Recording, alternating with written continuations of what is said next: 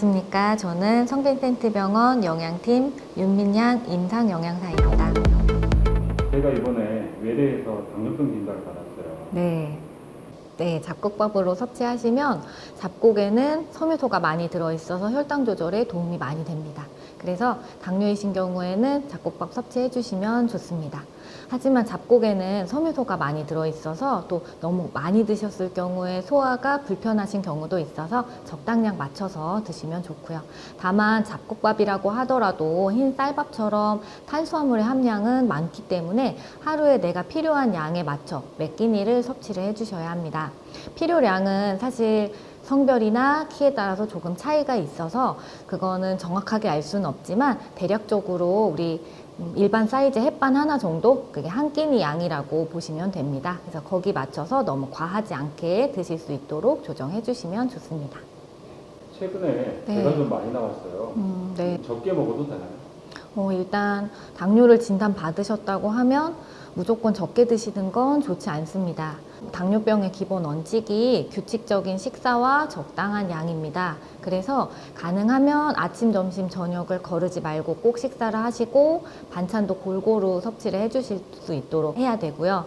이제 배가 나와서 또는 다이어트를 위해서 식사를 적게 하시는 경우가 있는데 혈당을 체크해 보면 아마 드신 양이 적으니까 낮게 나올 수는 있는데요. 그러니까 당뇨병이라는 게 이게 한 번에 식사 조절로 도움이 되는 건 아니기 때문에 장기적으로 봤을 때는 우리가 생각하는 건강한 식생활로 개선을 해서 거기에 초점을 맞춰주시는 게 좋습니다. 다만 비만하신 경우에는 이제 체중 감량을 했을 때 혈당 조절이 도움이 된다고 해요. 그래서 그럴 경우에는 규칙적인 식사와 적당한 운동으로 이제 조금씩 조절을 해주시는 게 좋습니다. 집에서 네. 사골국이나 장어 그것도 가끔 먹거든요. 네. 그런 것도 어떤가요? 네, 일단 사골국이랑 장어는 콜레스테롤 함량이 높은 식품이고요. 당뇨병의 식사지침에서는 콜레스테롤 함량이 높은 식품을 너무 자주 드시지 마세요라고 말씀을 드리고 있습니다. 그래서 일단 기본적으로는 일주일에 한 번에서 두 번 정도. 그러니까 예를 들면 화요일날 사골국을 드시고 목요일날 콜레스테롤 함량이 높은 추어탕을 드시고 금요일날 새우를 드시고 일요일날 장어를 드신다. 그렇게 했을 경우는 너무 자주 섭취를 하시게 되는 거니까요. 그런 콜레스테롤 함량이 많은 식품을 기억하셨다가 일주일에 한 번 정도 드신다. 이렇게 생각해 주시면 좋을 것 같습니다. 다만 사골국은 집에서 한번 끓여서 매일 드시는 경우가 있는데 매일 드시게 되면 그만큼 콜레스테롤 함량이 높아질 수 있기 때문에 냉동실에 넣으셨다가 라던가 그래서 가끔 드실 수 있도록 해주시면 좋습니다. 그러면 네. 집에서 칼국수라든가 분식 종류 있잖아요. 네. 떡이라든가 빵 제가 네. 엄청 좋아하거든요. 자주 먹으면 그것도 안 되겠죠?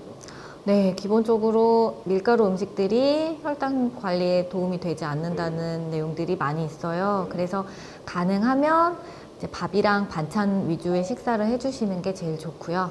하지만 밀가루 음식을 전혀 안 드실 수는 없으니까요. 드실 때에는 조금 조절을 해서 드시는 방법이 있습니다.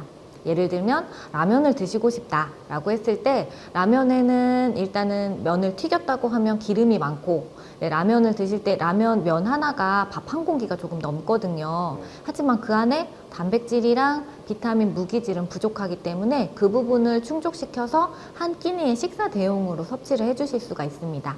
그래서 조리하실 때 기름을 제거를 하기 위해서 면을 데쳐낸다던가 국물에다가 계란을 넣어서 단백질을 보충해주고 버섯이라던가 콩나물을 넣어서 비타민, 무기질을 함께 보충을 해주시는 방법으로 해서 섭취를 해주시면 더 나을 수가 있고요.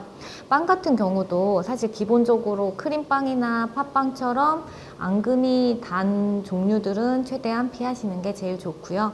호밀빵이나 보리빵 같은 빵 종류에 이제 샌드위치처럼 채소라던가 저지방 햄이나 계란을 끼워서 식사 대용으로 드시는 걸로 조정을 해주시면 좋습니다. 네, 선생님, 그 남자들 네. 술 많이 먹잖아요. 네. 술을 끊을 수는 없고 어떻게 해야 되나요? 일단 술은 혈당 조절엔 도움이 되지가 않습니다. 그리고 이 알코올이라고 하는 게 영양소가 없어요. 열량만 있기 때문에 오히려 술을 지속적으로 드실 경우에는 체중 증가가 되고 배가 나오고 혈당 조절이 안 되는 악순환이 될 수가 있어서 사실 가장 좋은 방법은 이 기회에 끊으시는 거고요. 이제 그게 어렵다 하실 경우에는 세계보건기구에서 일반인 술 섭취 기준을 정했어요. 남자분들 같은 경우는 2잔 이내, 여자분들 같은 경우는 1잔 이내로 섭취를 해주셔야 된다라고 하는데요. 이 1잔, 2잔이라고 하는 기준은 또 소주는 소주컵으로, 맥주는 200cc, 막걸리 같은 경우도 200cc고요. 와인은 한 100cc 정도로 많지 않은 양이에요. 그래서 분위기에 맞춰서 1~2잔 정도로 적당히 맞춰주시는 게 좋습니다. 그리고 안주는 채소나 이제 두부 같은 담백찬 그런 식으로 맞추면 더 좋고요. 다만 저혈당 위험이 있기 때문에 이제 술을 드실 때는 공복 상태나 운동 직후에는 드시지 않는 게 좋으니까 그거 꼭 참고해 주시기 바랍니다.